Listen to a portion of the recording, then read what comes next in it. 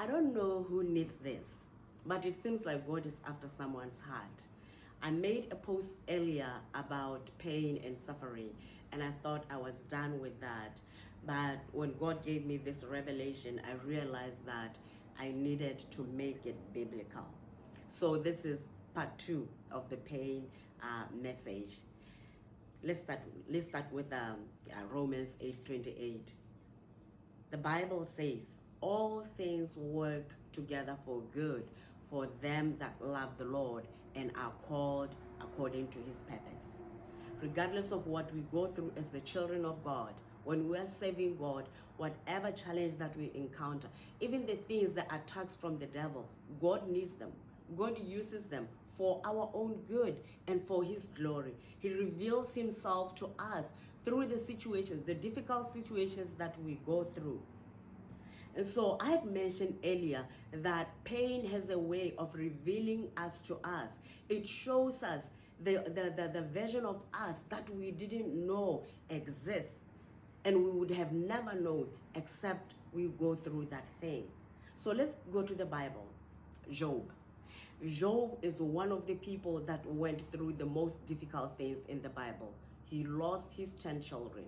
He lost his livestock. He lost his wealth, and his body was attacked. He had a health crisis in his body, but he hung on.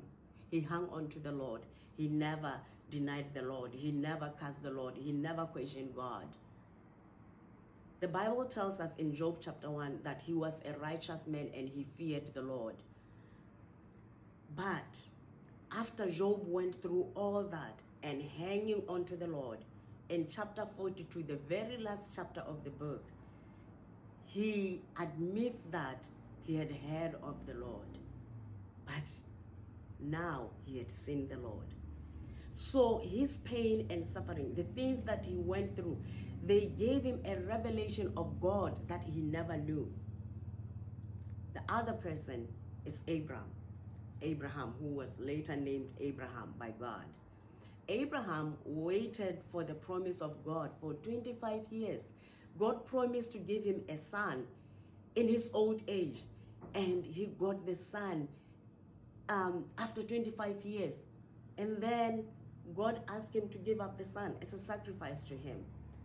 God asked Abraham to sacrifice his son Isaac on the altar to the Lord, and he obeyed. Imagine yourself being in Abraham's shoes. Because sometimes we read about these people in the Bible and we just read about them as if they were imaginary characters. These were real people.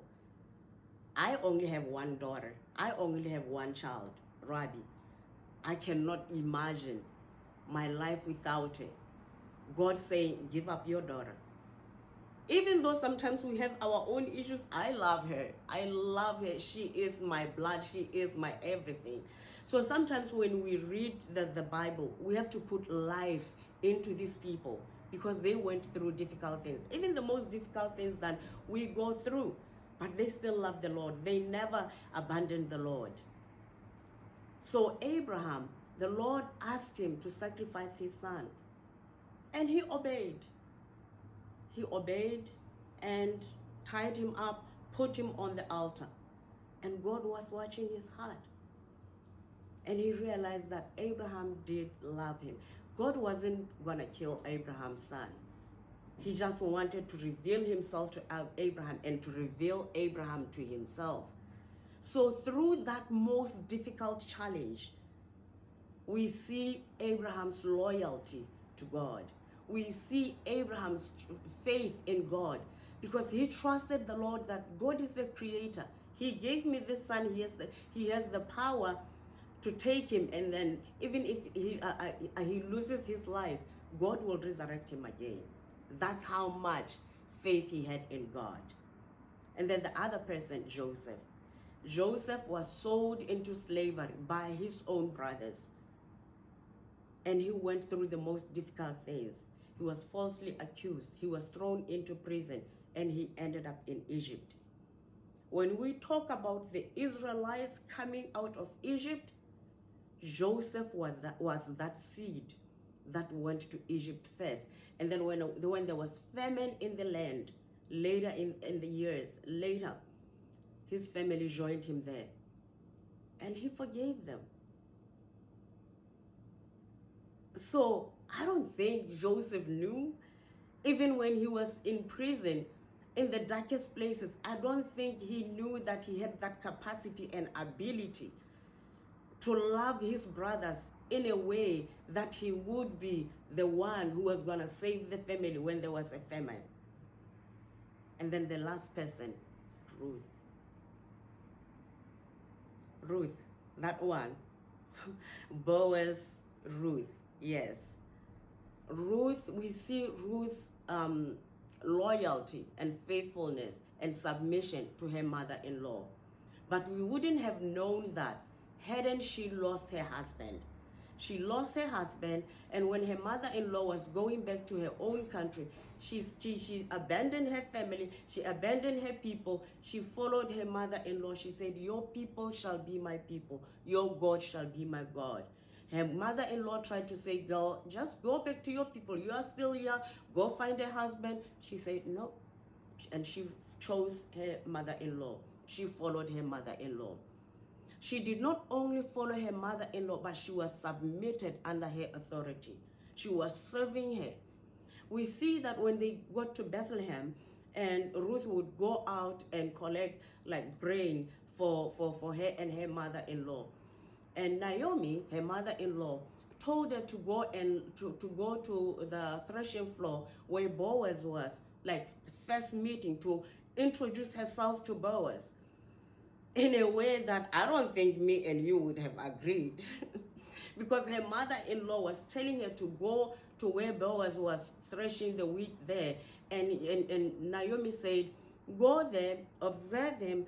After he has had wine and feast, he would lay down, then go and lay at his feet. She was asking her to go and lay at the feet of a man who had been drinking wine. And Ruth said, I'll do anything that you want me to do.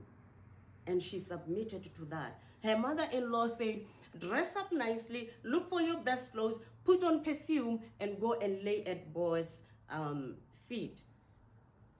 Fortunately, Boaz was a man of character. He was a man with a good heart, and he never violated her. But we see Ruth's character, her submission to her mother-in-law. We see her serving her mother-in-law and doing whatever her mother-in-law wants her to do without question, because she lost her husband.